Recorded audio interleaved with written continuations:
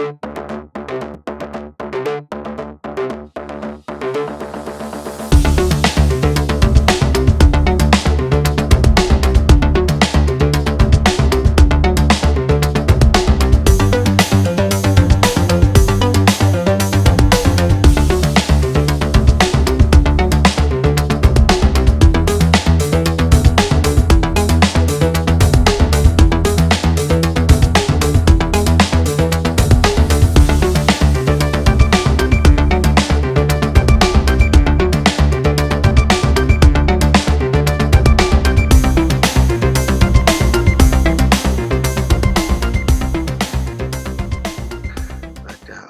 I spent the weekend as a handyman because my dishwasher has not been working correctly. Our clothes washer broke last weekend. All kinds of crazy stuff. My home entertainment sound system went down, so I had a busy weekend. Saturday, I fixed my clothes washer. Had to replace the pump in there, so I took it apart. Did that, and I bundled up the sound system and shipped it off to a repair center to get that done. And my dishwasher is lying in pieces in the middle of my kitchen floor because I didn't have time to finish it last night. So, but I'm halfway through replacing the pump in my kitchen dishwasher. So, get that back together. I'll have all three of those things in much better shape. Of course, I won't get my home theater system sound probably back for 3 or 4 weeks. I don't know how long it takes them to get that back to you, but it won't be real quick. All right. We got plenty of folks in here. We're still missing a few. Hopefully they will trickle in as we get going. And we're going to take a look at our programming for the week with the math module. So I'm like I said, very excited. This is a good week. Going to our Foundations of Programming curriculum. Going to our grade screen as usual. Let's see. You should have everything done through 2.02. These were built just 5-question quizzes here in the second module. We've had 2 programs in the first module. So if you don't have those done yet, get those done quickly because this week we're starting another program. 2.03 is a program and the module 2 project is a program. So we have 2 programs in this unit as well. So module 1 should be done. You should be through the first 2 assignments. So if you're not there, you're behind. But let's look at 2.03 this week. The math module. Math made easy. That's what you've been waiting to hear. What's better than a snuggly new puppy? Well, that's easy. A pre-trained puppy. That's much better. So doesn't chew up your shoes and pee on the floor. You don't have to teach him to sit, roll over, or not eat your shoes because someone else has already pre-trained him. If only life were that easy. But guess what? Python is that easy. It's time to explore what this programming language has to offer. By the way, it's a little more complicated than rolling over. In fact, I don't think you can teach Python to roll your computer over. But after completing this lesson, you will be able to use the math module to identify useful black box functions in Python to increase productivity. You'll be able to identify the types of operations that can be performed with numeric data in mathematical expressions. And we will research functions related to Python using different sources to use for creating programs. And we're going to use the power and square root functions, POW, SQRT, power and square root functions to answer mathematical problems and to write a program. So you'll want to pay attention because you're going to need to use the power or square root or both in your program this week. The math module. In case you haven't already guessed, Python has a library of built-in functions to make your programming work easier. Sometimes they call these black box functions because the code's hidden, right? Print, string, integer, float, those are all functions that we don't see the whole code on how they work. We just type the command and they do what they're supposed to do. So there's a reason that they do what they do. Other programmers wrote these functions into Python. So when you type the command print and put something in the parentheses, there's a bunch of stuff happens behind the scene that makes it actually appear on the screen. So you don't have to figure out how to do that. Just simply pick a function to include in your code. Python does the work in secret. That way you're totally impressed, and Python feels very, very special. So to set the record straight, Python's not performing magic tricks. It's doing the hard stuff so you don't have to think about it. So something useful in Python is its math module. It's a collection of some pre-built math functions that prevents you from having to math the problems out yourself. So let's say you want to find the square root of something. All right, can you do that in your head? Well, maybe if it's a nice simple number like 9, 16, 25. But if it's not something real simple, you probably can't do that in your head, like the square root of 30, for example, right? That you probably can't do that. Do you want to do it on paper? No, probably not. So here's the good news. Python can do it using one of the functions in the math module. So to use these functions, we have to tell the computer where to find them because it's not already loaded in there. So we have to use this import statement from, this is a keyword, this is a command, math, that's telling it which module we want it to go get. And we use this import command from math import, and we have to put an asterisk after it. So that tells it to bring in all of the math functions. From math import asterisk. So asterisk just tells it everything you find in the math module, bring it because I might want to use it. So this will have to be at the beginning of our program from math import before we try to use any of these math functions. The Python math module has tons of math functions available. So we've provided some for you here in the Python API, which is also right up here. If we click on that,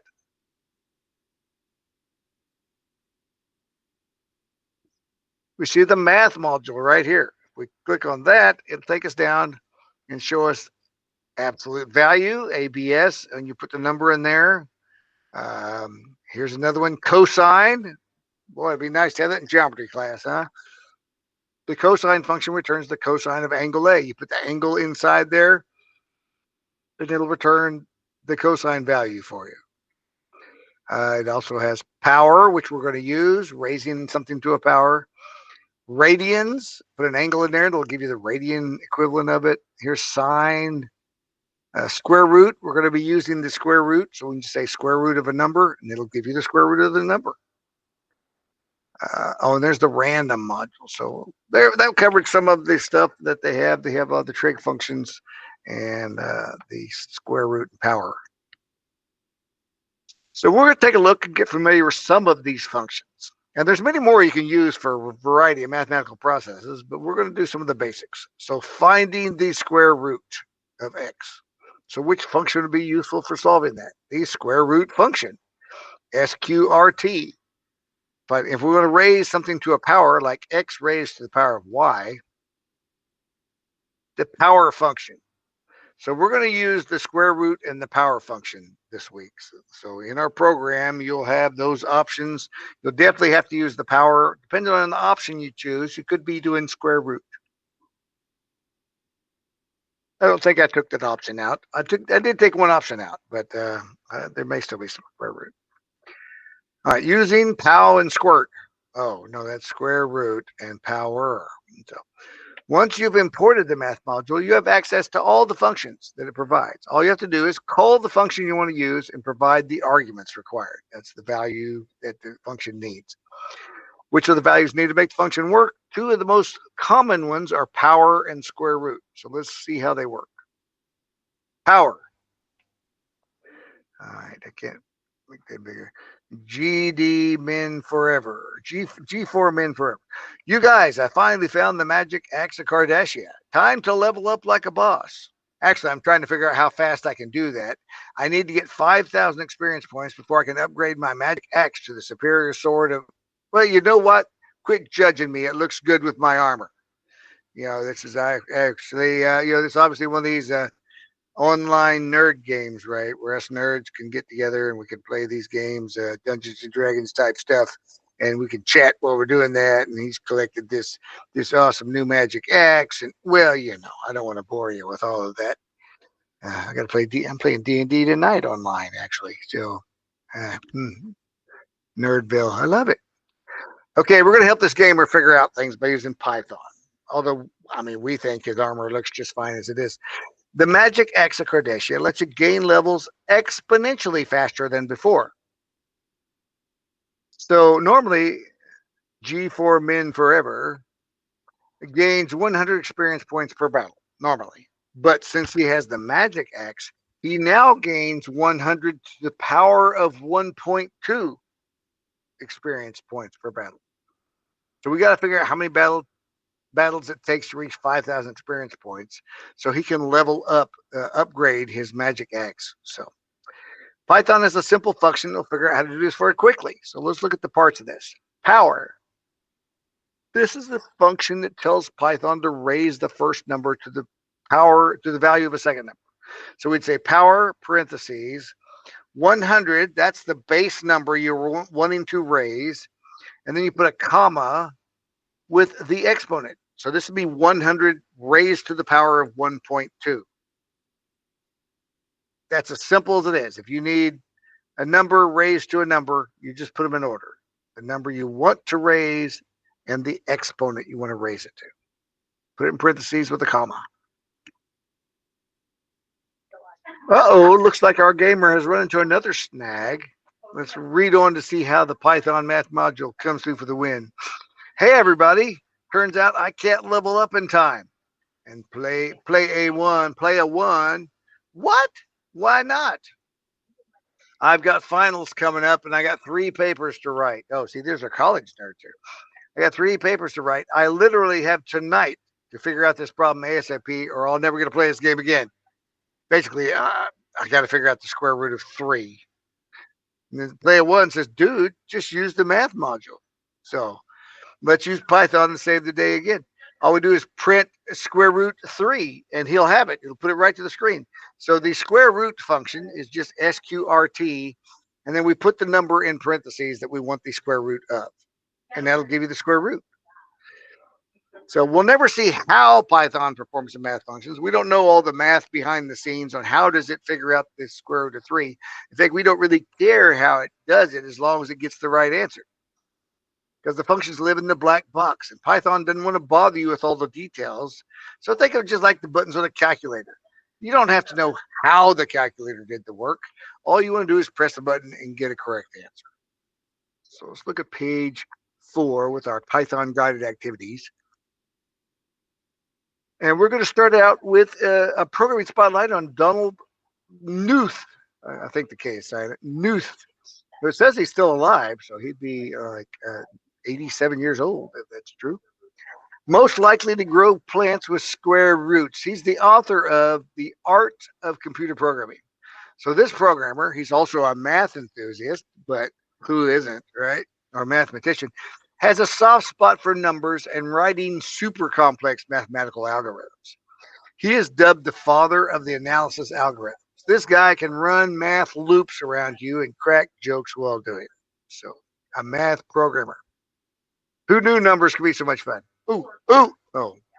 Especially when you can write a program to crunch the numbers for you.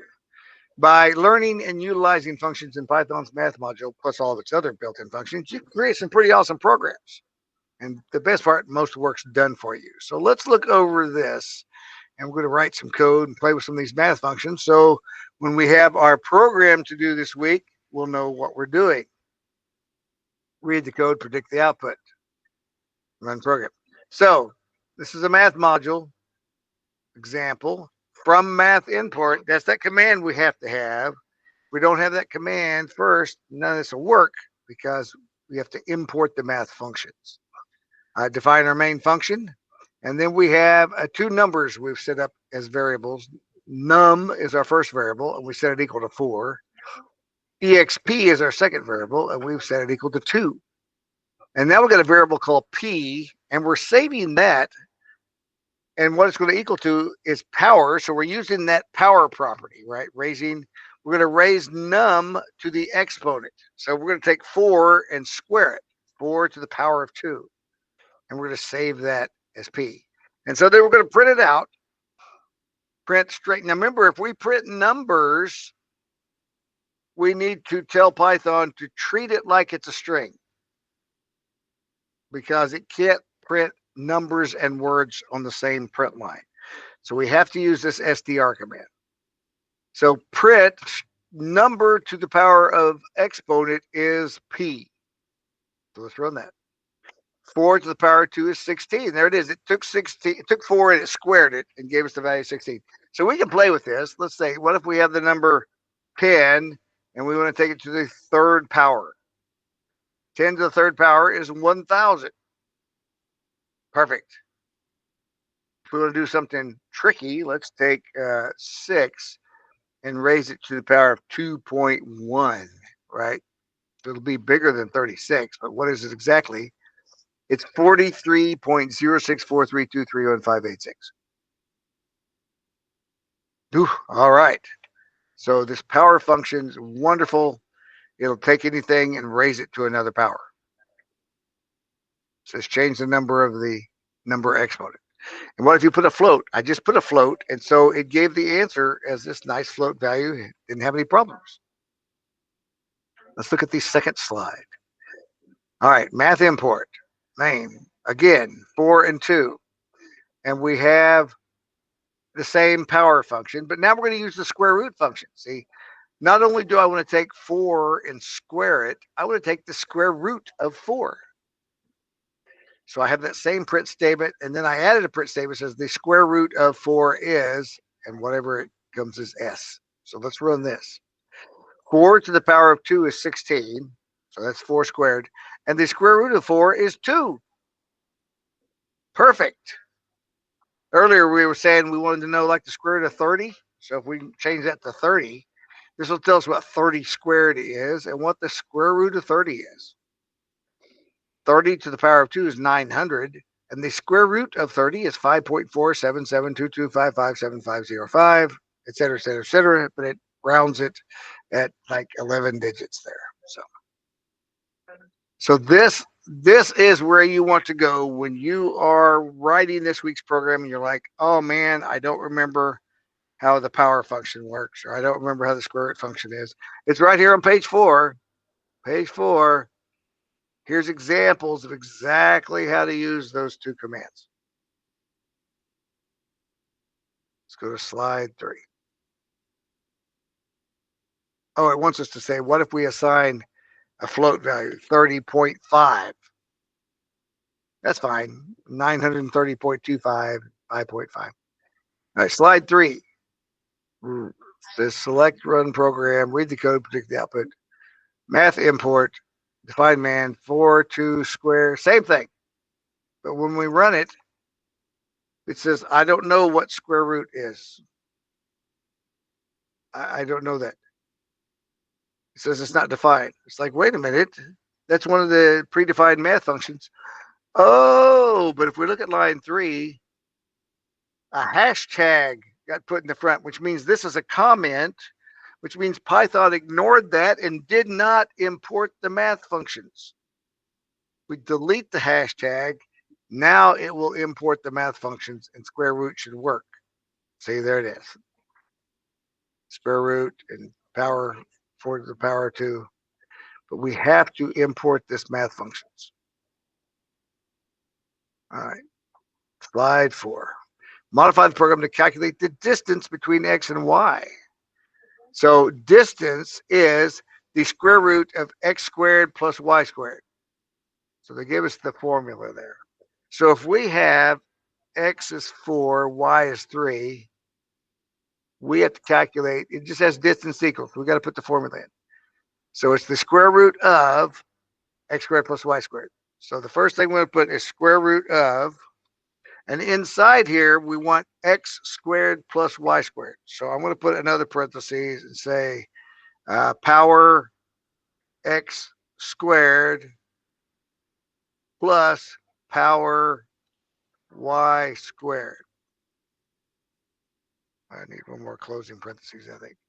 So I put all this in parentheses, saying take x and square it, and take y and square it, and add those together, and then take the square root of what those are added together. So it'll do all of that good stuff. 5. So 4 squared plus 3 squared, 16 plus 9, the square root of 25 is 5. So that works. That is the distance formula that you use in geometry. The distance is the square root of x squared plus y squared. Math formula. So there you go. We can write programs to do our geometry homework where all we have to do is enter in the two values and it'll automatically give us the square root. So if we enter, let's see, 5 and 12, the answer is 13 because 5 squared plus 12 squared is 13 squared. It is 25 plus 144 is 169, which is 13 squared. Okay, that is a good look at the functions. Let's look at the assignment. We do have a template in Google Classroom, and I've made it where you can check the boxes as it's done so you don't miss anything. But here it is. This assignment has two parts. You're going to write an interactive program. Interactive means it's going to have some inputs. So when someone runs it, they have to type something in to calculate the volume and surface area of a three-dimensional object. So here's the guidelines. Use Python idle. Comments with your name, date, and description of the program. Make sure you indent things properly. Use white space. Means extra spaces just so it's not all globbed together. Meaningful names for variables. Make sure you define your main function. Create a word problem that involves calculating the volume and surface area of a three-dimensional object, and you get to pick which object you want to use. Oh, I did take out the one that had square root, so you don't have to do square root. You could use a cube, right? Where the volume is a side cubed, where the surface area is 6 times the side squared. A sphere, any kind of thing that's like Chuck is trying to figure out the surface area and volume of his basketball. And it uses the radius. 4 times pi times a radius squared, and 4/3, a fraction, times pi times a radius cubed is the volume.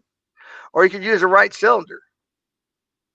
Like Fred found this really old can and he's trying to figure out the volume and surface area on this can.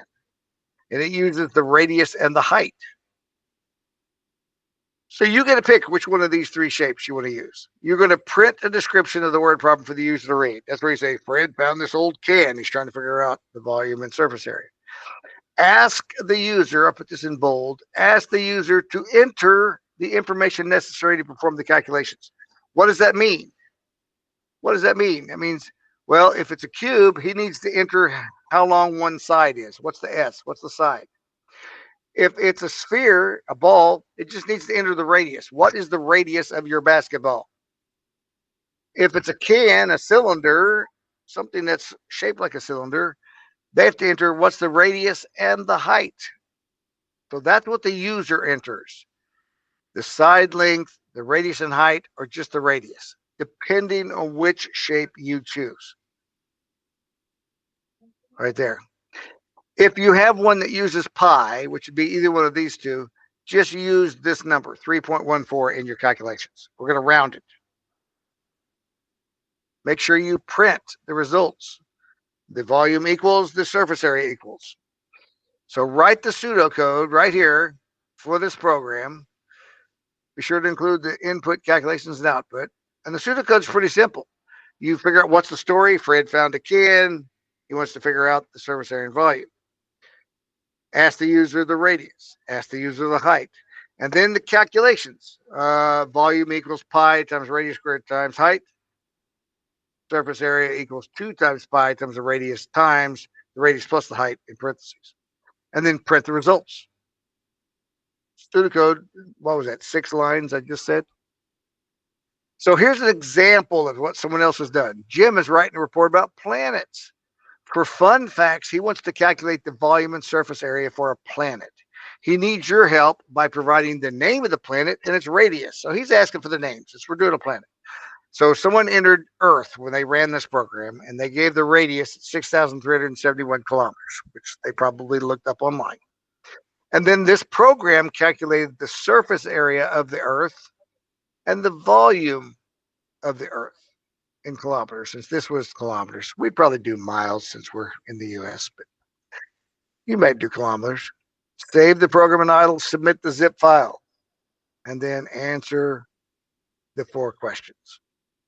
So So you get a choice. So you get to make up the story on why you're figuring out the surface area and the volume. And I've given you all the calculations, so you don't have to go find them. You just have to pick which shape you want to use. And here are the calculations that you would use. If you're confused on this, if you need any help, I'll be in class on Wednesday. This is a B-Day Friday, so I won't be here there. You could also email me. I'll be with B-Day Thursday and Friday.